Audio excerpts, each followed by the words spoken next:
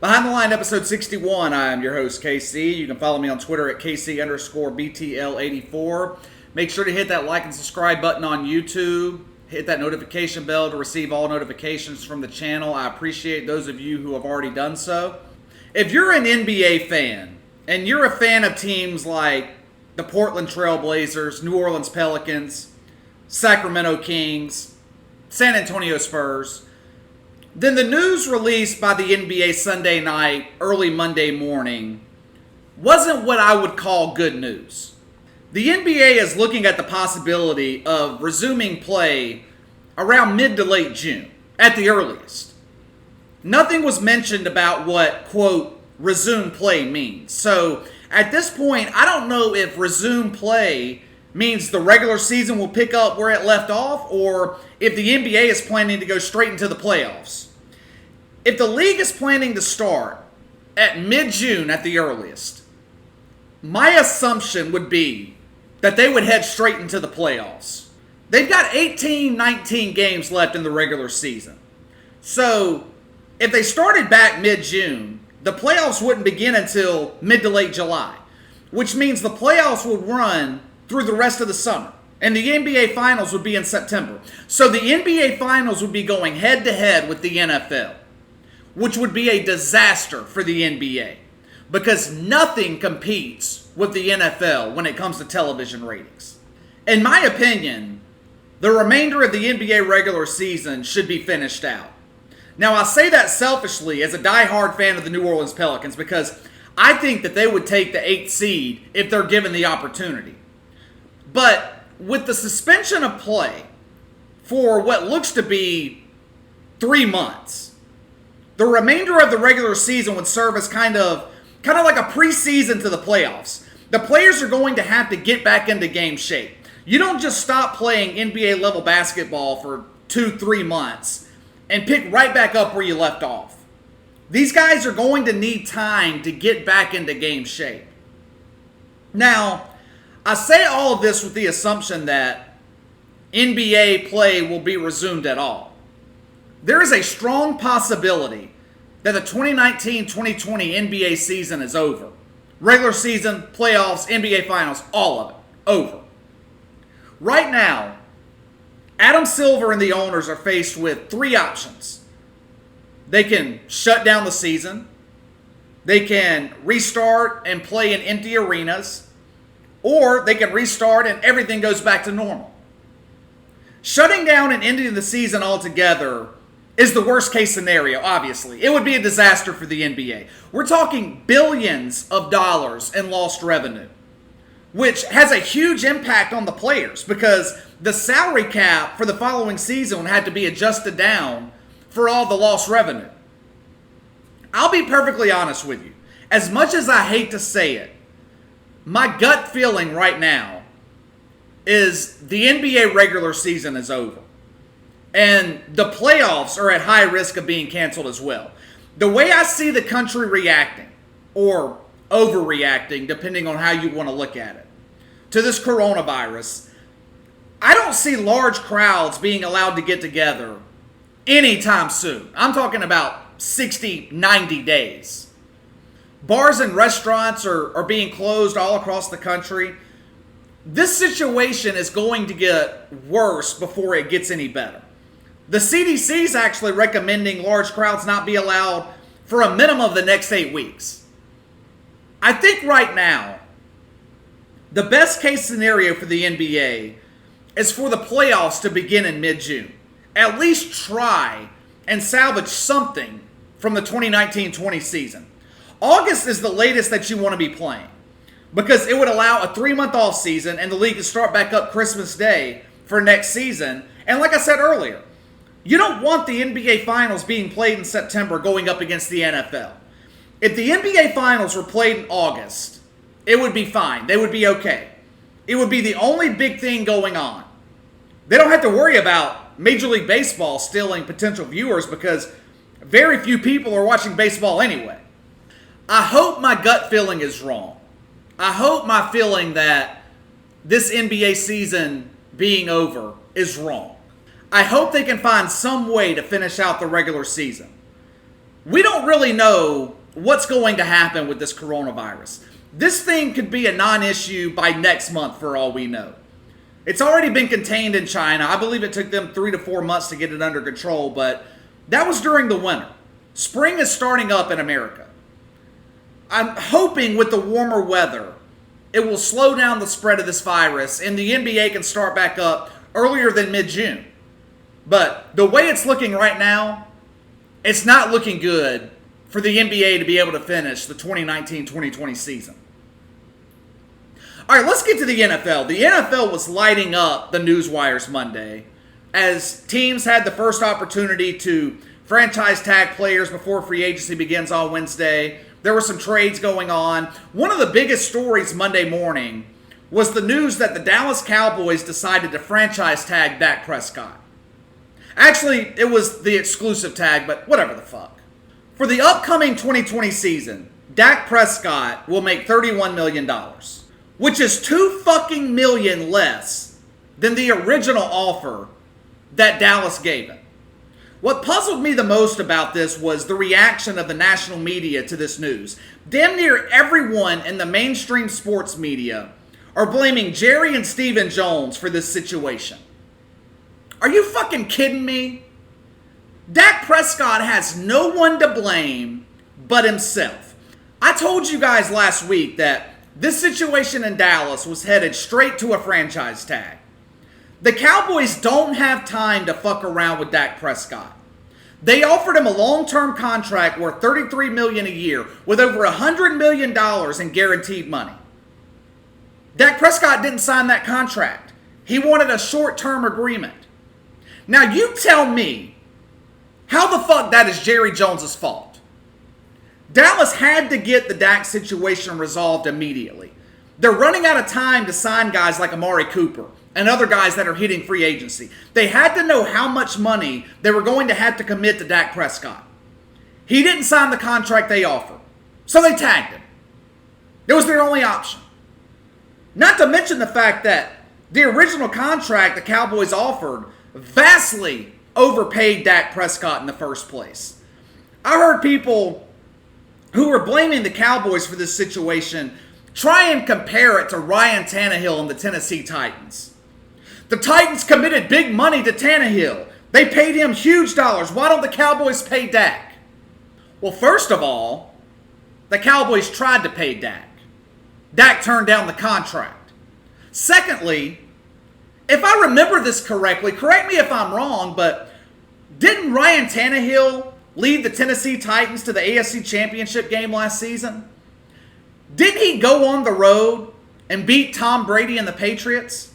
Didn't he go on the road and beat Lamar Jackson and the Baltimore Ravens, the team that a lot of people had as their Super Bowl favorites? What was Dak Prescott doing in January? Oh yeah, he was at home, watching the playoffs from his couch. These people in the mainstream sports media are acting like we're talking about a top 5 or a top 10 quarterback with Dak Prescott. I actually heard Max Kellerman on ESPN Monday morning call Dak Prescott a top 10 quarterback in the NFL. Obviously, Max Kellerman has lost his fucking mind. If you think Dak Prescott is a top 10 quarterback in this league, you need to go get tested for coronavirus. Now, one of the questions going forward, will Dak Prescott actually sit out the 2020 season? Obviously, he's upset about being franchise tagged, even though it's his own fucking fault. I don't think that he will sit out the season. I don't think that Dak Prescott is that type of guy. He's never missed a game in 4 years. He's only missed one practice. And that actually made headlines in Dallas when it happened because it was such a rarity for Dak to miss out on any kind of team activities. I think that we're in the beginning stages of divorce between Dak Prescott and the Dallas Cowboys. This contract situation has been a disaster. It's been a disaster from the beginning. And I think it's damaged the relationship between Dak Prescott and Jerry Jones. And I don't know if the relationship can be salvaged. Players take the franchise tag personally. They take it as an insult. I don't blame them. The franchise tag sends a message to the player that the team is not 100% committed to you long term. But in the Dak Prescott case, that's not exactly what happened. Jerry Jones offered him a long-term contract. He offered him the most guaranteed money in the history of the NFL. So Dak Prescott has no one to blame but himself. He can whine about the situation if he wants to, but the opportunity was in front of him to sign the contract. He turned it down. AJ Green is another player that was franchise tagged Monday. The Cincinnati Bengals decided they wanted to keep their star receiver, who has been hurt for the most part of the last 2 years. Only played 9 games since 2018. This move signifies to me that the Bengals are most definitely drafting a quarterback with the number 1 pick. Not that that should be a surprise to anyone at all. This move should make Joe Burrow happy if he ultimately decides to sign with Cincinnati. When you're a young quarterback coming into the NFL, having a star wide receiver on the roster helps. I feel bad for any quarterback drafted to this clusterfuck of an organization, but I feel really bad for AJ Green. AJ Green will be 32 years old to start the 2020 NFL season. He's been with the Bengals since 2011. When he's healthy, he's one of the best receivers in the league. 7-time Pro Bowler. 3-time second-team All-Pro. 6 seasons with 1,000 or more receiving yards. He's accomplished all of this with Andy fucking Dalton as his quarterback. AJ Green doesn't get the respect and the credit that he deserves because of where he's playing. No one respects the Bengals as an organization. They're the NFL equivalent to the New York Knicks. Except the Knicks actually have a fan base. Imagine if he had someone like Drew Brees, Big Ben, Aaron Rodgers, Russell Wilson. Imagine if he had an elite quarterback throwing him the ball. This guy would be a first ballot Hall of Famer. Instead, he's wasted 9 years in the place where NFL careers go to die. 4 playoff appearances in 9 years, 0 playoff wins. Now he has the opportunity to play out the final years of his career on a team in contention for the playoffs, and the Bengals go and franchise tag him. Personally, I was hoping he would hit free agency and sign with the Saints. The Saints showed interest in him last year. They were willing to trade for him even when he was hurt. And I think that the deal would have been great for both New Orleans and AJ Green. AJ Green would have had the chance to resurrect his career. He would have had the opportunity to play with a Hall of Fame quarterback for the first time in his career, and the Saints would have had a solid number 2 receiver to complement Michael Thomas, something this team has lacked for the past 3 or 4 years. The most perplexing thing to me that came out Monday was the Houston Texans trading their star wideout DeAndre Hopkins to Arizona for running back David Johnson and a 2nd-round draft pick. When the alert came across my phone, I thought it was bullshit. I thought it wasn't real. There was no way Houston traded one of the best wide receivers in the NFL for a fucking running back and a 2nd-round draft pick. But it was true. Not only that, they traded him for a hobbled running back. David Johnson had one great NFL season in 2016. He was a Pro Bowler that year. But injuries have tanked his career. Fractured his wrist week 1 back in 2017. Missed the rest of that season. He battled a back injury early last season, caused him to miss time. He's never regained the production level he had back in 2016. He rushed for 1,239 yards in 2016. Ever since, he's rushed for 1,308 yards combined over the last 3 years. I understand the Texans were in desperate need of a running back. I get it. But couldn't they have gotten one in the draft? Free agency? Anything other than trading away your best offensive weapon outside of Deshaun Watson. I'm sure Deshaun Watson was scratching his head Monday afternoon wondering what the fuck was going on in the Houston front office. Kyler Murray, on the other hand, was probably popping bottles and celebrating, if there were bars still open in Arizona to do that. Needless to say, I don't understand this deal from the Texans' perspective. David Johnson's contract is an albatross. It was thought by many to be untradeable. He lost his starting job in Arizona last year to Kenyon fucking Drake, the fumble machine himself. Johnson's contract will hit the Texans cap for $10.2 million this season, $7.9 million in 2021. So they're paying him less than what they'd be paying DeAndre Hopkins. But Hopkins gives you fucking production. He puts points on the board. He gives opposing defenses nightmares. There isn't one defensive coordinator in the NFL staying awake at night and wondering, how the fuck am I going to stop David Johnson this Sunday? Unbelievable. This trade is unbelievable. But I don't know why I'm sitting here acting surprised about it. This is Bill O'Brien we're talking about. The same Bill O'Brien who played it safe in Kansas City with a 24-point lead in the playoffs and let the Chiefs come back and win that game. The same Bill O'Brien who traded Jadeveon Clowney for a third-round draft pick. The same Bill O'Brien who traded 2 first-round draft picks and a second-rounder for Laramie Tunsil and Kenny Stills. What did I just talk about last week on this podcast? Super Bowl teams in the NFL aren't built through free agency or trades. They're built through the draft. Bill O'Brien's proof of that point. He keeps trying to build this team the wrong fucking way.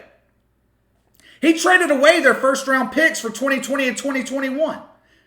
And how the fuck do you trade DeAndre Hopkins and not at least get a first-round draft pick in return? The Cardinals are laughing all the way to the playoffs next season with this trade. And Deshaun Watson will be looking around, wondering who the hell he's going to throw the football to. All right, the biggest story the rest of this week is going to be about the future of Tom Brady. The Titans and the Cowboys, 2 teams that were reportedly interested in him, are officially out of the running. The Niners are no longer interested, which I think is a smart move on their part. If you look across the landscape of the NFL, there's really only 3 or 4 teams that make sense for Tom Brady. Colts, Chargers, Tampa Bay, and of course New England. But if you're a fan of the New England Patriots and are hoping that Tom Brady is coming back for the 2020 season, things are not looking good for you.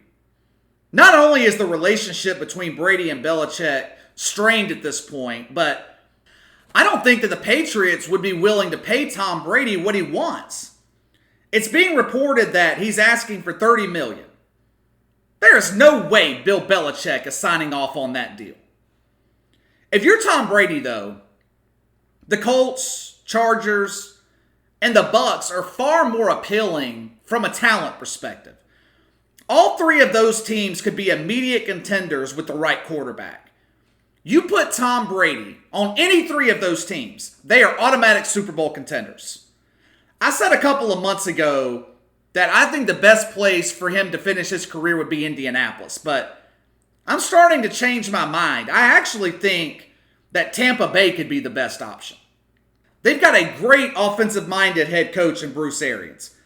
Dynamic receiver duo with Chris Godwin and Mike Evans. Might be the best 1-2 punch in the NFL.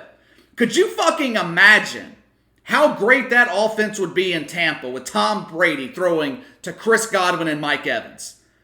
Bucs have a good offensive line, so he would have the protection that he needs. The defense in Tampa is better than the statistics show. As a Saints fan, Tom Brady going to Tampa Bay would be my worst nightmare.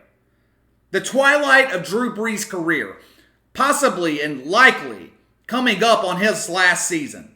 And now New Orleans would have to play against Tom Brady twice. The Saints would be fighting against Tom Brady to win the NFC South. And Drew Brees' final season. There are some who think that the Chargers are the favorites to land Tom Brady. But I just don't see it. I don't see that happening. I know they've got 2 great receivers in Keenan Allen and Mike Williams. They've got a good defense. They got a great running back. Anthony Lynn, pretty good head coach. The Chargers are set up to win with the right quarterback. But I just can't see Tom Brady closing out his career with a team that literally has no fan base. The Chargers are the least important team in Los Angeles. They have the worst fans in the NFL. They're playing in a soccer stadium. The new stadium was supposed to be ready for this upcoming season, but it's been pushed back due to the coronavirus outbreak. I've said this from the beginning. I think there's little to no chance that Tom Brady ends up back in New England. I just think that there's been too much damage done. I think there's real resentment on both sides between Brady and Belichick. And that's not something that can be fixed in one off season. All right, that's all for today. I'll be back later this week. Maybe by then we will know where Tom Brady will be playing next season. Make sure to hit that like and subscribe button for me. Hit that notification bell to receive all notifications from the channel. Leave me a comment in the section below. Let me know what you think of the podcast. You can follow me on Twitter at Casey_BTL84. Enjoy your week, and I will see you guys on Friday morning.